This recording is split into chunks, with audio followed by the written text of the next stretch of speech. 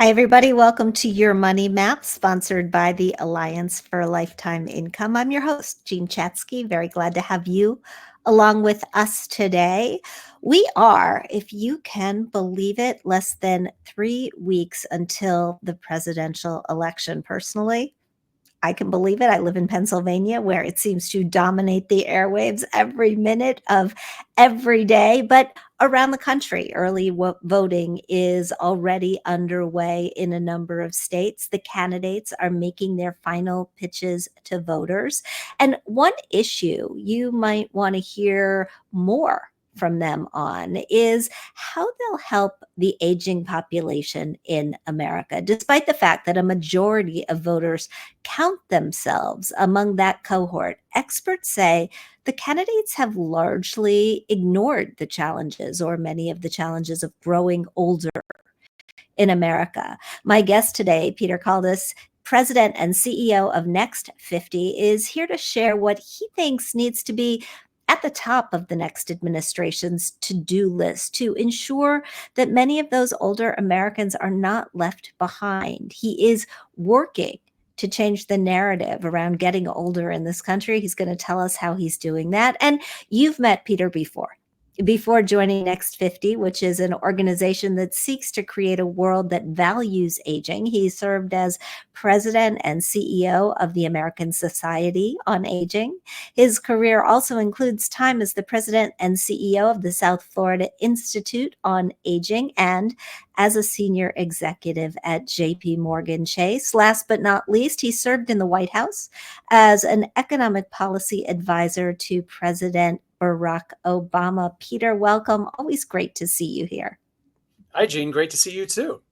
Thank you so much for being with us. So, since we last saw you, you have changed jobs, you have changed cities. Tell us a little bit about Next 50 and the work that you set out to do. Well, we all know how expensive it is to get old in this country. And at Next 50, a private national foundation based in Denver, Colorado, we're looking to change that.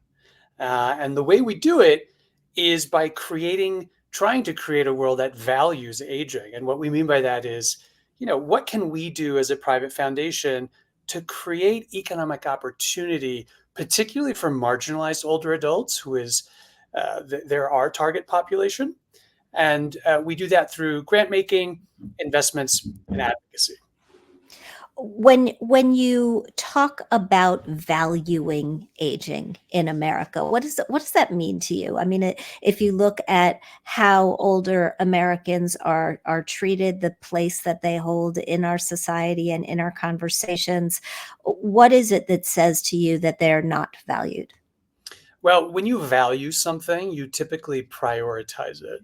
And it's very clear when you look across our systems and our culture that we don't prioritize aging in this country, and we're all doing it.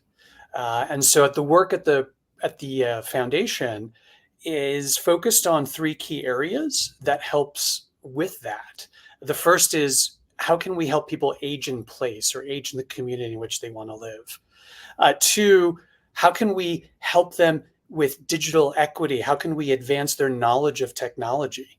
And then finally, and sort of underpinning all of this, is how we end ageism, because so much of these policies is driven by ageism. I'd like to spend a considerable amount of time talking about that third pillar, but let's talk first about 1 and 2. And let me just remind the folks who are watching us on Facebook, on LinkedIn, this is my conversation, but we welcome you into it as well. If you've got a question for Peter, if you've got a comment, please post it in the comments. I'm happy to weave it into the conversation and get you an answer if it's relevant to what we're talking about today. When we think about aging in place, I've seen so many surveys that say this is what older people are telling us that they want. It's what my own mother told me that she wanted. She didn't want to go to a place. She never wanted to go to a facility. She wanted to be at home. What is it about home, and what's making it so difficult for people to actually do that? Well, look, as we age, we want the resources, we want the economic freedom, and really the peace of mind to live where we choose to live, where we feel most comfortable. And as a result of that sort of innate desire by so many folks who can and cannot afford to do that, we've supported nonprofit organizations that go in and help with providing services, strengthening caregiving, or even making housing more affordable by offering really creative home share opportunities. So we think there is a way, if you want to stay in your home, to make it more affordable. Are there ways that you suggest that people access the sorts of resources that would make it possible for them? I know the way that Next 50 works, you make grants to organizations that then provide help. If you're a consumer or you're the child of an older parent and you're looking for a way to help them stay in their home, where would you start? Yeah, I mean, starting with community resources online is a great place. So many of these resources are readily available. If you simply Google searches like caregiving services, respite relief, home health care services, and if they happen to be a 501c3, good chances are they may have been funded by one of our $60 million worth of grants that we've given out since 2016. But the reality is these organizations know exactly what you need in a time of crisis when you may not even know where to start. Advancing digital equity is the second pillar that you focus on. What does that mean? So for us, we've come to recognize that technology is a basic need anymore. And it has to be accessible, it has to be affordable, not just for older adults, but for all of us.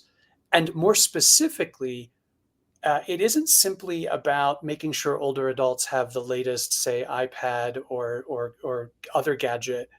It's really about providing them with the ability to use it and with Mm. the ability to adopt it. So what does that look like for us? At Next 50, we've supported nonprofit organizations that create digital literacy programming.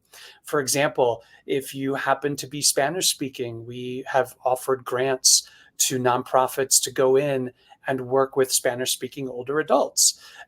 We have also really supported diverse curriculum. So things like not just how to use Word or Excel, but to how to use FaceTime and engage with family members online in a safe and productive way.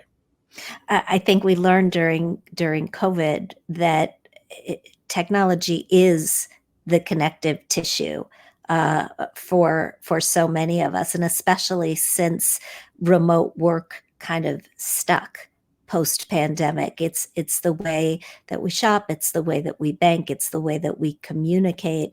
And you're right. I mean, a new device comes out, and I'm I often find myself having trouble, picking up the new tactics for how to get it right. Somebody who is less of a digital native than I am would have a tough time with that. It's true, and there are so many bad actors out there that are taking advantage of that situation. So we've supported efforts to combat fraud. By some estimates, nearly $35 billion in fraud is committed against older adults online through financial scams and other such things. And we are trying to keep up with those bad actors, but it's increasingly difficult to support nonprofit organizations who are basically playing whack-a-mole with all these horrible, horrible scams that happen online. Yeah, you read about a new one every day. Ageism. I mean, it's just it's a mouthful in a word. What How does the problem present I across the country, not just in the workplace, but throughout life? So we see ageism in three areas. And I think you can think of it this way. We see ageism coming out of Hollywood, coming out of Washington, D.C., and coming out of Madison Avenue. So you see ageist stereotypes portrayed in media. You see storylines that aren't reflective of how we are actually aging. You see older adults typically being the butt of a joke. Coming out of Washington, D.C., you see policies that aren't terribly innovative and aren't reacting to the huge demographic shift that our country is facing. And then out of Madison Avenue, there's some exceptions, but by and far, older adults aren't well represented in commercials, in advertisements, and in fact, sometimes the advertisements that are targeted to older adults aren't even written or designed by older adults themselves. So they tend to miss the mark. I'm chuckling because a friend of mine sent me, I don't know if it was a meme, but it was a snapshot the other day pointing out that the cast members of Friends are now older than all the Golden Girls were when that series debuted. And boy, we don't think of it that way. You No, know, we think of older people still as old when in reality they're us. yeah, it's true. And I think what perpetuating those stereotypes has done is not valuing our longer lives. It completely minimizes the fact that we are living longer. We want to be valued, and we don't want to be invisible as we age. And so I think there's a lot of opportunity. In fact, we've seen and have invested in some organizations that are working to change that narrative, including an organization called Changing the Narrative that works to educate folks on how ageism crops up in day-to-day living. We've funded and supported the Gina Davis Institute. The actress has done really good work around the portrayal of women in media, but also older adults in media. And finally, we're getting really creative with how we tell people that not everyone has the ability to save for retirement. And so creative ways to overcome basically ageist notions that because you reach a certain age, you're incapable of saving for your future. And so we funded an organization called, for example, the Savings Collaborative that works with historically marginalized populations to create, in small ways, a savings plan that ultimately can grow and be passed down to future generations. That's a very important work. It's not just that aging in this country is expensive, as you've noted, but research that was recently conducted by the Alliance for Lifetime Income showed that 48% of consumers in what we call the peak 65 zone, this group of people turning 65 at a rate of 11 to 12,000 a day, say that they don't think that their retirement savings and sources of income will last as long as they do. And if you have the perception that you are not able to make headway there, you're likely to do nothing. You're likely to just put your head in the sand and say, well, it is what it is. What have you seen from this savings project, and how is it sort of nudging people forward? Yeah, the Savings Collaborative works with low and middle income older adults who, like almost half of America, if they're faced with an unexpected expense of, say, $400 to fix a car or something, they're forced to go to predatory lenders or get into debt to get by. And so the Savings Collaborative has done a really great job of teaching and providing a shared sense of community around savings. And they have done this really creative effort of basically depositing small amounts of money in FDIC insured accounts that together grows over time, and teach folks how to budget, teach folks how to just develop healthy financial habits. And we've seen some amazing successes. What's astonishing is that these are the sort of things that we think you have to teach to a child or to a teenager or to somebody in their 20s when they have their first 401k, or it's too late. And in fact, what you're saying is that it's not. It's never too late. It's never too late to save. And it's also never too late to plan for your future. And I think inherent in that notion that we only teach younger people about financial future is ageism. What is it about a chronological number that prevents you from saving for the future? As we look at the places where people experience ageism, as I said earlier, the workplace is a big one. What have you seen in recent years in how the problem has morphed, how the dialogue has shifted? Are we getting anywhere? Are we making any headway? I think we're absolutely making headway. And I think we have to start with the notion of retirement and work our way backwards. So, our modern retirement system was created at a time when life expectancy was 62 years old. It's now 77, and people want to work and need to work longer. But so many employers are still deploying really ageist and discriminatory hiring practices that prevent people with loads of experience from making it through the door. And I'm not talking just about people, but I'm also talking about algorithms that scan for certain keywords or dates on a resume that prevent you from advancing. That's horrible in all Yeah. sense of the word.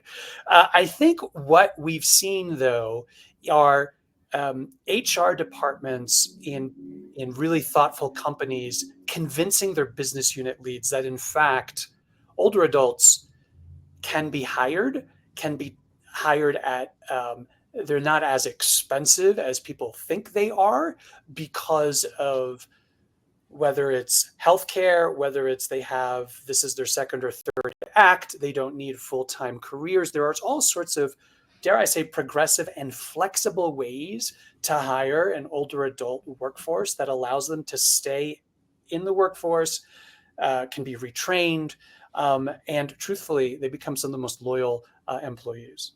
Uh, Plus, as we look at the curve of aging in America, it's pretty evident to me, at least, that companies are not going to be able to continue to function unless they find a way to put older people to work. I mean, they're just that we need them in the workforce in order to fill the jobs that exist. No? That's right, and that's not just about today, where when you typically have low unemployment like we do, the labor market is tight, so jobs aren't being filled. But this is also about the future. Can we create corporate infrastructure that allows for a multi-generational workforce so that when you and I turn 80, should we want to continue working, we have that opportunity, and it's not an exception but a rule that you create these types of environments. I was actually going to ask how long the curve goes out, right? The name of your organization is Next 50. Are you suggesting that there is a next 50 once we hit 50? Absolutely. The name was developed with sort of a duality. First, it was about one's own next 50 years and how does one see themselves aging. But then also, this organization was established in 2016, and they wanted to make a mark with their endowment over the next 50 years in society. And what can we do to make it better for all of us to age? You recently floated the idea of enacting government policies that invest in older entrepreneurs. We're actually seeing a lot of this, that people who are retiring from the job that they perhaps did for decades are hanging out a shingle, becoming their own boss, however you want to put it. What do these policies look like? What do you see as the benefit of this type of effort, not just to the people who are starting the companies, but working for the companies and to society itself? Well, data has shown that older entrepreneurs are able to grow their businesses more successfully than younger entrepreneurs. In fact, there's data out there that talks about the exits of older adults from startups being more lucrative for them than for younger founders. And I think what we can do here is shift how federal agencies such as the Department of Commerce, such as the Small Business Administration, have in, dare I say, a bias towards younger entrepreneurs. I think age is helpful. Obviously, the data shows it in having a successful company, but oftentimes the outreach related to government lending or training programs from these agencies target younger adults and target a younger generation, when in fact, if they want to get a bigger return on some of that investment, arguably you should be targeting older adults as well. Let's spend a couple of minutes talking about your new home state. You're based in Colorado, as you said. It's a state that has one of the fastest growing populations of people over the age of 65. What's Colorado doing?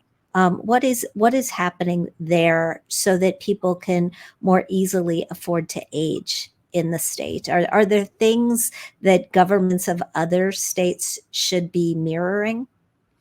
So Colorado now is the second fastest growing population of people over the age of 65 in the nation, just after Alaska.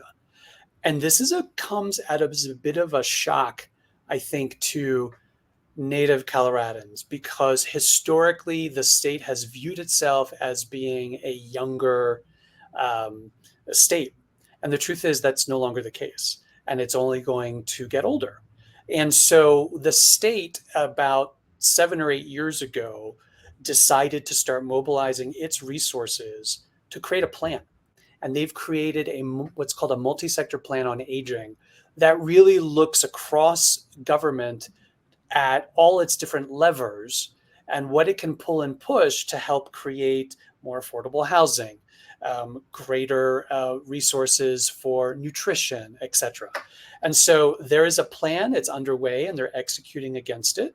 And even across multiple governors and administrations, the state has done a nice job of trying to follow this roadmap. Now, there's always more that can be done. And I think in a post-COVID environment, some of the problems were exacerbated that this plan was trying to address. And so we always advocate for more resources to be supporting these really important government agencies, for example, who are feeding folks and providing caregiving and providing transportation services. Other states are following suit. Actually, states like California and New York and Pennsylvania have all either adopted or are developing a similar kind of strategy. And it's become so popular amongst the states that there's even a federal effort afoot. And there is an interagency committee that's working to establish a national plan on aging. And it's high time we do that because, by some estimates, it could be as early as 2029 when we'll have more people over 65 than under 18. That's unbelievable. When you think about a national plan on aging, what are the components that you think are most necessary to rise to the top? Well, I think it starts with the recognition that Social Security and Medicare are very important to all of us as we age, and making sure that those programs are well funded and are smartly made more sustainable. But the truth is, we're also more than just Social Security and Medicare as we age. And so I think any national plan needs to address these socioeconomic issues that we're trying to confront on a very smaller scale here at Next 50. So, for example, what does that look like? We have to tackle social isolation. It is, as the Surgeon General said, it's a public health crisis. Yep, pack of cigarettes a day. Absolutely.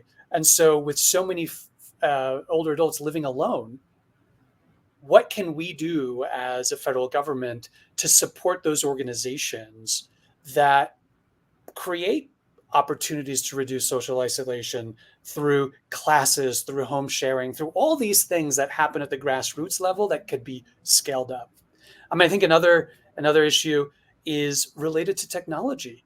We have to get folks who live not just in urban areas, but rural areas, the broadband they need to not just communicate with folks, but to also have telehealth, to Mm, be able to have complete care in ways that just isn't happening. Um, yeah, yeah.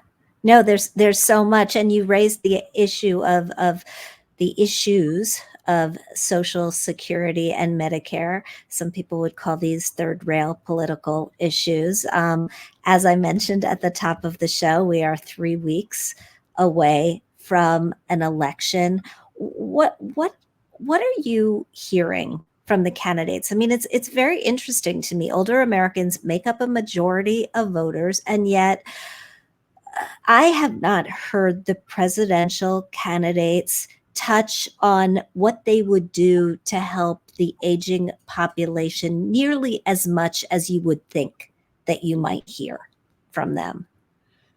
you're right. It wasn't too long ago when we were hearing about how bad it was to age, how being older necessarily meant you weren't fit for office, which isn't the case. And I'm glad we've moved along a little bit in that debate. That really chronological age is not a factor. We should look at fitness to lead. We should look at policies. But actually, we did a bit of a analysis as best you could with what's publicly available with respect to the party platforms, and you'll be surprised. Republicans and Democrats actually have some similarities and share common ground when it comes to aging policy. So, for example, Social Security and Medicare both need to be protected. Both parties talk about it. They have slightly different approaches, but they identify it at least. Interestingly, caregiving is also identified in both party platforms, which is great. Um, the Republican platform talks about tax credits for unpaid family caregivers. The Democratic platform pushes for better pay for the professionals who are in the caregiving space. Recently, the Vice President, Kamala Harris, announced that one of her proposals is for Medicare to cover the costs of in-home care, which, as many of us know, currently does not. Yep. So I think there is some great common ground when it comes to what I'll call traditional aging policy. But I also think that we need more folks in Congress paying attention to these issues, because none of this is going to get done unless they advance legislation that could prioritize these issues. And as you know well, the Social Security Trust Fund, one of the trust funds, the major trust fund, is set to run short in 2033, 2034, meaning that it would only be able to pay out what it takes in from current payroll taxes. How long do you think it's going to take whoever wins, or Congress in general, to deal with that? What is finally going to get Washington to pick this up and do something? I think when Social Security becomes less of an issue for just older adults and it becomes more of a societal issue, will we see any change here? So, for example, we are at Next 50, we're funding a project that will create anti-ageism curriculum in K through 12, so in the education system.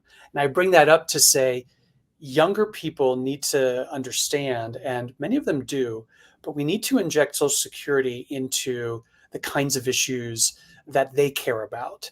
Because to your point, if it does run out of money and demographically we're running out of younger workers, uh, they're going to need to find alternative ways to finance their future. And so we need grassroots organizations targeting Generation Alpha, Gen Z, Mhm. millennials, to really think about Social Security as their issue, not just the issue of older adults. I would love to end this, Peter, on a practical note. If you were dispensing advice for the folks who are listening about things that we could all do to reduce ageism in society, what would be your top two or three? So I like to say that society isn't going to value us until we do as individuals. And so, as individuals, what can we do first? You know, I think there's such amazing volunteer opportunities in the community to work with older adults. And it'll really push you out of perhaps your comfort zone if you don't have a multi generational cohort of friends. I would encourage you to volunteer in your community. The second, there's some really fantastic line of anti-ageism birthday cards that I like to talk about. Birthday cards historically mock us for getting older, but there's this great company here in Denver, Colorado that produces wonderful, funny, age-inclusive birthday cards that actually make you feel better for living another year. And finally, again, in the spirit of having fun and really tackling your own bias, I would encourage you to follow social media stars who are older. There's the old gays on Instagram that have Yep. this fantastic following. I think they're upwards of like 5-6 million followers now. There's such great content where folks who are on social media are really challenging perceptions of what it means to age. Debbie just said she thinks there's a disconnect in some of the senior issues like transportation, food sourcing to keep seniors healthy, social connections are some additional issues. And we brought up some of those today, Debbie, but you're right. There's a big landscape out there, and we definitely need to keep this conversation going. Peter, thank you so much for all of this today. I appreciate you being here, and we appreciate you doing this. Where can people go for more information on you and on Next 50? Well, Next 50 Foundation can be found online at next50foundation.org. And if you happen to be working with a nonprofit organization, our grant schedule is up for next year. So we would love to hear from you. And thank you, Jean, for having me.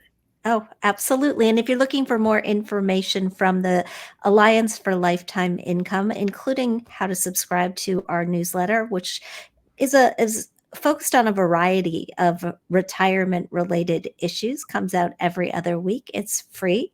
Go to protectedincome.org/subscribe. Thanks for watching. We'll see you next time.